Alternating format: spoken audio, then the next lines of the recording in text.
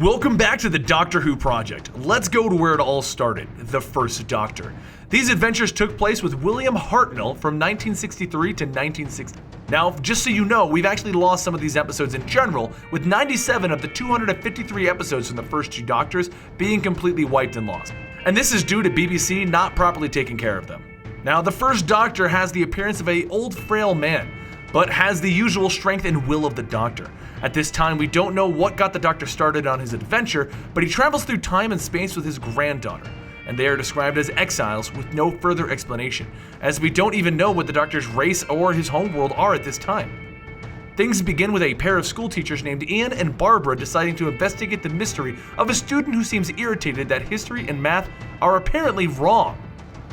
They decide to follow her one day after school to get a better feeling of her home life, and they find her going to the TARDIS in a junkyard. And they sneak on board and they surprise Susan and her grandfather, simply known as the Doctor.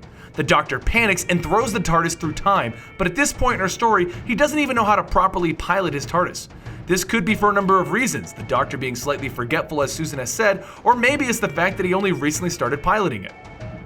Or maybe it's the fact that the TARDIS was supposedly going to be piloted by 6 people, and he's the only one piloting it now.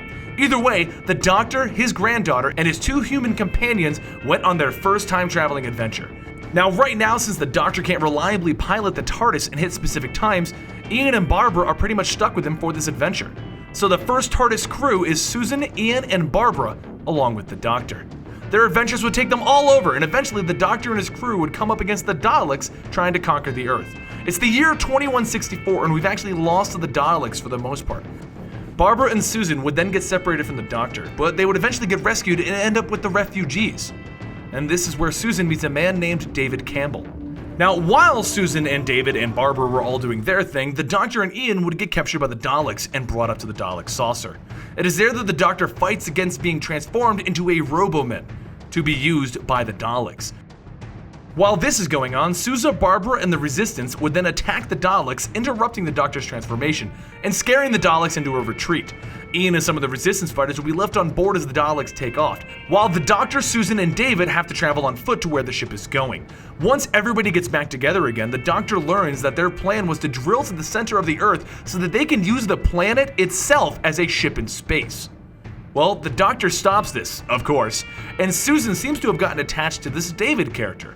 So with a tearful goodbye, the Doctor decides that it's time for Susan to live her life and not be dragged around by the Doctor as a companion any longer. He swears that he'll return for her one day, and he takes off for time and space with Ian and Barbara once again. Well, eventually, Ian and Barbara stole a Dalek time machine and they returned home, leaving the Doctor to go through another series of companions. With these other companions, he would eventually run into another Time Lord in the form of the meddling monk, and this Time Lord would go through time altering things for his own amusement, such as helping the builders of Stonehenge, giving aircraft designs to Leonardo da Vinci, and making money by traveling in time to compound his interest. The Doctor disapproved of this and decided to break the meddling monk's TARDIS, stranding him in 11th century England. The first Doctor would then lose a few of his companions sadly, beginning his cycle of making companions and losing them. The Daleks would come up with a plan to invade the Sol solar system in the year 4000, using their super weapon called the Time Destructor. Well, the Doctor would stop them from completing their ultimate weapon, and then he'd go traveling through time. The Doctor would eventually then run into the meddling monk once again, and this time, he would stop him by removing his ability to control where his TARDIS took him, so he's just gonna randomly go through time at this point. He would then go back to the future where he needs to stop the Daleks' ultimate weapon again, and this time he would do it by simply setting it off early. This weapon ages people to death, and this is where the Doctor would lose his companion Sarah, and overall, he lost 3 companions on this journey. This would lead the Doctor to contemplate what a terrible waste of life this whole adventure has been. The Doctor's next deadly adventure would put him up against the Celestial Toymaker, who forced him and his current companions to play his games. The Toymaker was banned from his own dimension and therefore obeyed different laws of physics, and was driven mad by how long he had been living in our universe. Eventually, the Doctor beat one of his games, allowing everyone to get away from the Toymaker, and after a few more companion switches, the Doctor would find himself against a new foe, the Cybermen. The Cybermen were originally Monodasians, and they were inhabitants of the 10th planet in the solar system known as Mondas. After advancing themselves beyond normal humans, the Cybermen replaced all of their unneeded parts, including emotions, with cybernetic parts.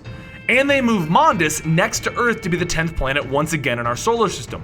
But this time, they're doing it so they can absorb all of the energy from Earth, which will destroy Earth.